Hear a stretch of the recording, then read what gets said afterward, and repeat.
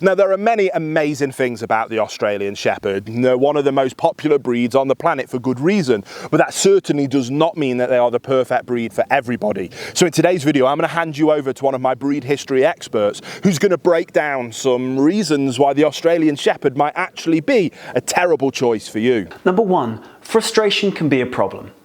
When you get yourself a working dog, you've got to get working with your dog from day one and for the rest of its life. This is why I continue to advise families and individuals outside of an agricultural working setting against getting intense working breeds. Whilst it can be made to work okay, it is not a natural life for the dog and can easily become a burden to the owner. If you have a working Aussie, not in an Aussie's natural working role, which is, for those of you who don't know, herding sheep, hence the name, then you are likely to find yourself with a dog exhibiting behaviours associated with frustration. For a herding dog, that means incessant barking, which will not endear you to your neighbours. For an energetic breed, it means pacing to begin with, which turns into scratching, which turns into chewing, all of it as an attempt to displace its massive drive to work and its overspilling energy reserves. Most people don't think that a frustrated medium-sized dog with not much mass or jaw size can do much damage to a home, but they are woefully mistaken. Imagine a dog who can herd over 1,000 kilos of sheep in moments and cover about 20 miles of running every single day, kept in a single room. The upholstery will be ruined, the furniture decimated, the walls fairly stripped. Don't take that risk. If an Aussie isn't for you, don't get one, regardless of how beautiful they might be. Number two, they work when there's no work. If the last point didn't send it home for you, then maybe this one will. An Aussie can be an absolute menace in the house when you leave it alone for an extended period without a job to do. But what about when you are around, when it doesn't have a job to do? Well, an Aussie without a job will make you and your family its job. And what is its job? To herd. Owners of Aussies frequently return them to breeders, relinquish them to shelters, and, worst of all, have them euthanized for herding their children. Because when they herd, they bark quite ferociously and are known to nip at the ankles of their charges to keep them in line. This sort of behaviour, whilst entirely predictable, given their working role and working drive, is enough to terrify some owners into letting their dogs go.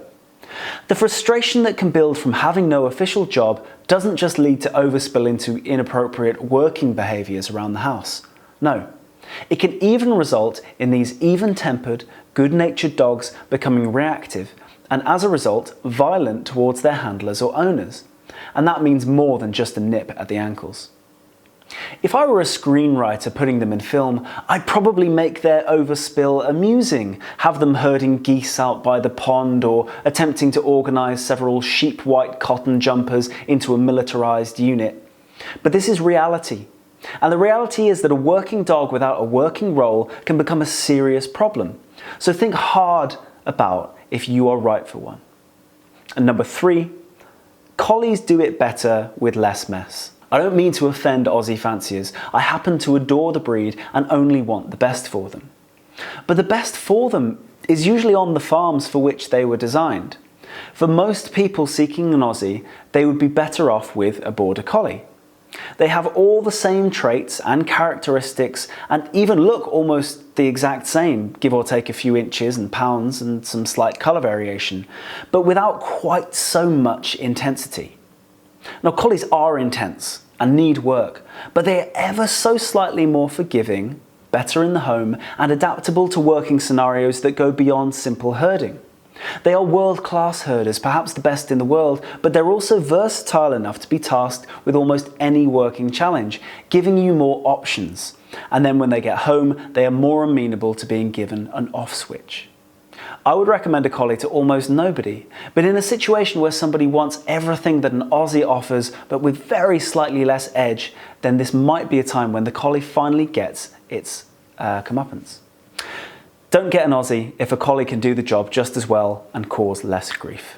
So guys, if you love the Australian Shepherd as much as we do here, don't forget to subscribe to this channel. We make videos like this every single week to help ensure that you have the Australian Shepherd that you've always dreamed of. And we cannot wait to see you on the next episode.